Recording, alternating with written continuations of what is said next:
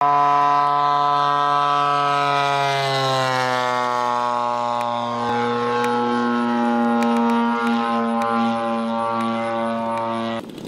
Aeroworks 60cc Extra 260 has been a favorite for well over a year, and it's got hundreds of flights on it. But I put a smoke system in this plane, and the little that I've actually used it has really done a lot of damage to the plane.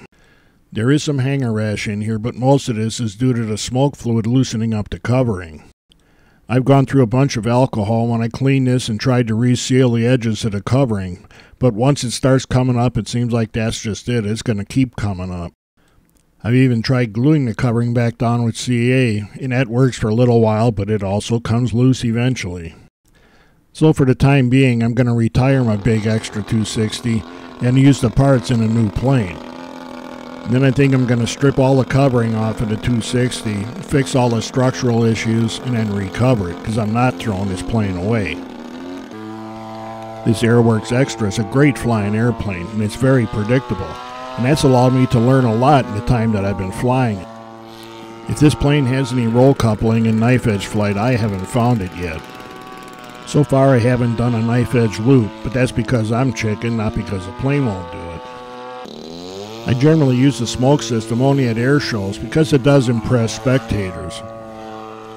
And I like the way it looks also, but I don't like cleaning it up afterwards. And the smoke does make things like this sort of horizontal knife edge spin look more dramatic. But sometimes the smoke does add a little credibility to my D1/2 piloting skills. And when I do hit one of these maneuvers right, the smoke just gives it that little bit of extra pizzazz. But even smoke wouldn't be worth anything if it wasn't for a great flying airplane. Aeroworks has done a great job at designing stability into this plane that's better than any gyro system out there. I would much rather have this kind of stability and then learn to do everything with my fingers. Despite its size and weight, this Aeroworks Extra recovers quickly, and it gives me a lot of confidence for when I blow a hover, which I do pretty much all of the time, as you can see. When I really run out of skill, I just chop the throttle, let it fall until it's nose down, then start rolling in some throttle and fly it away. I've had this Aeroworks Extra in some pretty odd positions, some of them not looking all that survivable, but it has, and it keeps flying away and doing it again.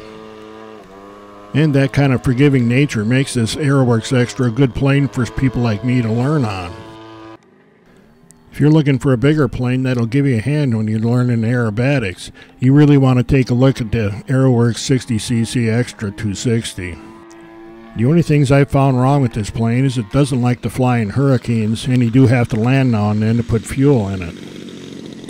And in case you're wondering, I'm replacing this Aeroworks plane with another Aeroworks 50cc 540T. But I will fly this Extra 260 again.